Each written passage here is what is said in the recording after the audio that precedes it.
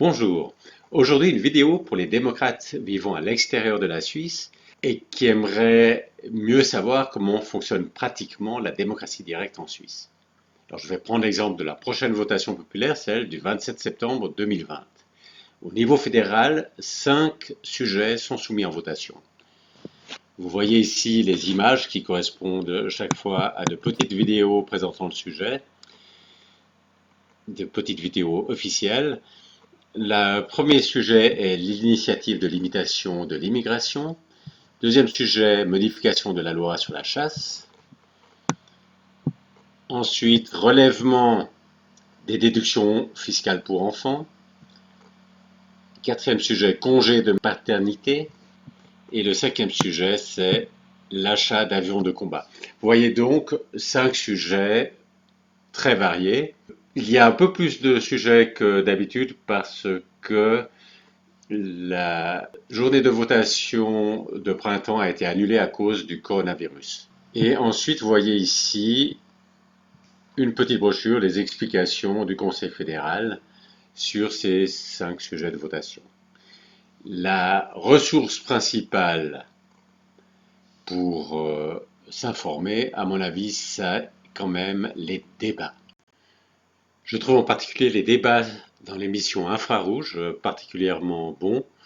Vous voyez ici qu'il y a déjà eu un débat sur l'achat des avions de chasse, et puis qu'il y aura le 9 septembre un débat sur l'accord de libre circulation des personnes. Vous voyez ici sur le débat sur les avions de chasse, c'est une émission qui dure 1 heure.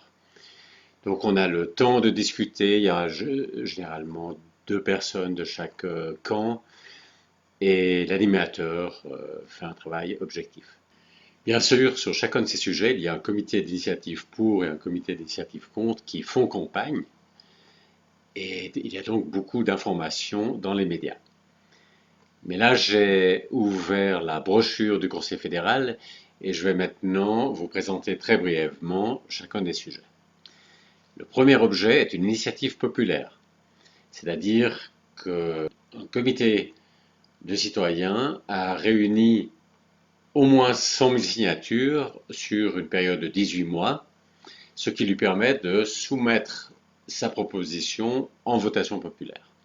100 000 signatures, c'est approximativement 2% du corps électoral en Suisse. L'argument des initiants, c'est qu'il y a trop d'immigration en Suisse, et l'argument de ceux qui sont contre l'initiative, c'est que cet accord de libre circulation des personnes, il est lié aussi à d'autres accords qu'on appelle bilatéral 1, et que si on dénonce cet accord de libre circulation des personnes, alors ces autres accords tomberaient aussi, et ce serait très dommageable économiquement pour la Suisse.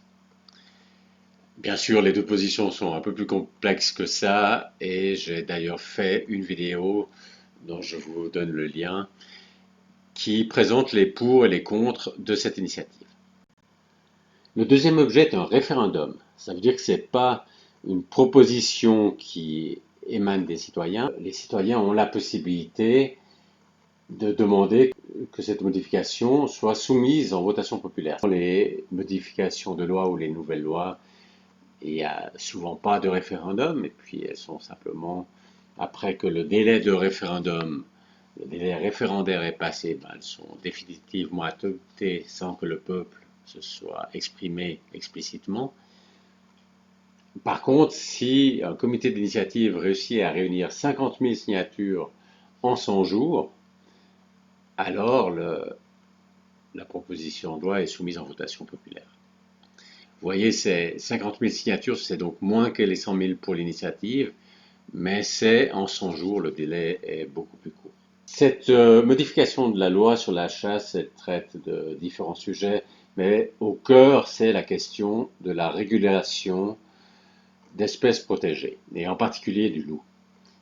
Et cette modification de la loi introduit en particulier la possibilité de réguler la population de loups de façon préventive. Avant, même qu'il y ait des dégâts.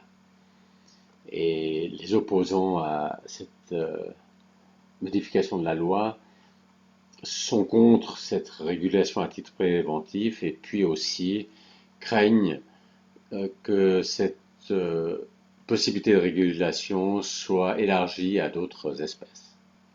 Ce qu'il faut bien voir, c'est que c'est une question relativement fine sur la régulation de certaines espèces, en particulier le loup, et que ce n'est pas simplement une question pour ou contre la chasse. Il pourrait y avoir une initiative pour ou contre la chasse. Dans certains cantons, la chasse est d'ailleurs interdite. Mais là, c'est quelque chose de beaucoup plus ciblé. Non seulement c'est ciblé, mais ça porte aussi sur un texte de loi très concret. Je ne vais pas vous le montrer, il se trouve dans cette brochure. Le troisième objet porte sur une modification de la loi fédérale sur l'impôt fédéral direct. C'est là encore un référendum. Cette modification vise à augmenter le plafond des déductions fiscales liées aux enfants. Il y a deux types. Il y a une déduction forfaitaire par enfant, et puis il y a aussi la déduction des frais de garde. Et la modification, c'est donc d'augmenter le plafond pour ces deux déductions. Il y a en fait deux comités, ce qui est plutôt rare, qui se sont opposés à cette modification de la loi. Et les principaux arguments de ces comités, c'est d'une part, ils craignent qu'il va manquer de l'argent si on augmente les déductions fiscales et donc réduit les recettes fiscales. Et puis, d'autre part, ils craignent que ça profite surtout aux ménages aisés qui payent davantage d'impôts, et évidemment, ça ne profiterait pas à des ménages suffisamment modestes pour ne pas payer l'impôt fédéral direct. Le quatrième objet est une modification de la loi sur les allocations pour perte de gain. En fait, c'est le congé paternité qui serait financé par les allocations pour perte de gain. Là encore, il s'agit d'un référendum contre une loi proposée par le Parlement, qui est un contre-projet à une initiative qui demandait 4 semaines de congé paternité. Et ce contre-projet propose 2 semaines de congé paternité. Et les initiants qui avaient lancé l'initiative ont retiré de façon conditionnelle leur initiative. C'est-à-dire qu'ils ont dit on retire notre initiative sous condition que la loi du Parlement soit acceptée. Donc si elle est acceptée, il y aura 2 semaines de congé paternité, et si elle n'est pas acceptée, eh bien le comité d'initiative verra s'il maintient son initiative ou pas. Dans la pratique, ça serait assez peu vraisemblable qu'il maintienne son initiative de 4 semaines de congé paternité si le peuple refuse 2 semaines. On pourrait imaginer que, puisqu'il s'agit de donner finalement des congés, que ce sera nécessairement accepté, mais ça, c'est pas du tout le cas, parce que faut bien comprendre que les citoyens, lorsqu'ils vont voter, ils se trouvent en position de décideurs et pas simplement de râleurs au café du commerce. Donc, c'est pas simplement parce que quelque chose a l'air bien comme un congé que les citoyens vont l'accepter. Ils vont considérer l'ensemble des conséquences, notamment le coût. D'ailleurs, le peuple a dans le passé déjà refusé une augmentation générale des congés. Mais là, on verra, donc les citoyens vont simplement se demander, est-ce que quand un enfant naît, est-ce que c'est approprié de donner 2 semaines de congé paternité? Le cinquième sujet, c'est un montant de 6 milliards de francs pour l'achat d'avions de combat. Il y a eu en 2014 une votation pour l'achat du Gripen, un avion de combat spécifique, qui a été refusée. Donc c'était une votation beaucoup plus précise puisqu'on disait quel avion on voulait acheter. Ici, il y a juste l'information sur le montant, donc c'est moins précis. Mais il peut aussi y avoir des votations sur des sujets concernant l'armée qui sont beaucoup plus larges. En particulier, il y a eu une initiative pour l'abolition de l'armée qui a été rejetée par 2 tiers des votants, mais quand même acceptée par 1 tiers des votants, et qui a eu quand même un impact ensuite sur l'armée, qui n'a pas été démantelé, mais qui a eu un impact, évidemment, quand les autorités ont vu qu'il y avait un tiers des citoyens qui étaient prêts à voter pour l'abolition de l'armée. Il peut aussi y avoir des sujets de votation au niveau cantonal ou communal. Alors pas nécessairement, par exemple dans le canton de Berne, il n'y aura pas de votation au niveau cantonal le 27 septembre 2020, il y aura juste les objets fédéraux. Mais par contre, à Genève, il y aura aussi des objets cantonaux. Vous voyez qu'il y a 5 objets cantonaux à Genève. Avec les 5 fédéraux, ça fait 10. À mon avis, c'est quand même beaucoup.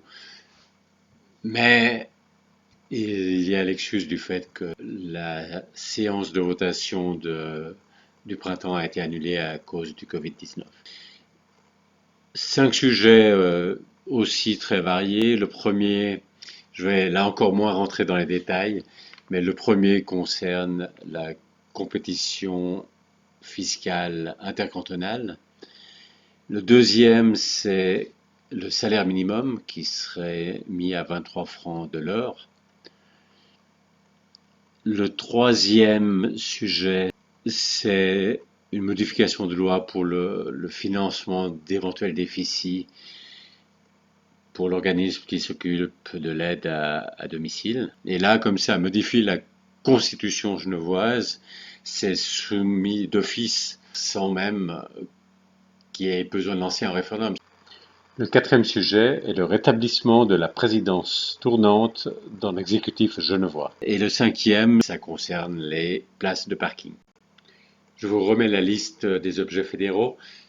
Un point important que j'aimerais souligner, c'est que le Parlement travaille tout à fait dans le système suisse.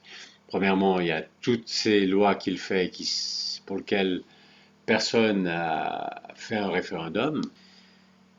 Et puis, autrement, les autres, tous ces référendums, c'est chaque fois des lois faites par le Parlement. Le Parlement travaille comme normalement, simplement, à la fin, quand il a décidé, oui, d'adopter une certaine loi, eh bien, il n'a pas le dernier mot, le peuple peut encore se prononcer. Donc il était complètement faux de dire que... Si on disait, on peut créer un référendum d'initiative citoyenne qui chaque matin peut revenir sur ce que les parlementaires ont voté, là on tue la démocratie parlementaire. Parce qu'il y a une loi qui n'a pas plu, moi je ne suis pas de cette majorité, ça ne me plaît pas, je veux changer les choses, je fais un référendum, j'y reviens 2 mois après, ou 1 an après, ou 2 ans après, vos représentants, ça ne sert plus à rien, on tue la démocratie représentative, qui malgré tout est la seule qui tient les contraintes. 3 remarques. Premièrement, les Suisses ne votent pas chaque matin. Deuxièmement, le Parlement sert à quelque chose, comme vous le voyez dans les exemples de cette vidéo. Troisièmement, la Suisse est certainement un pays au moins aussi bien géré que la France.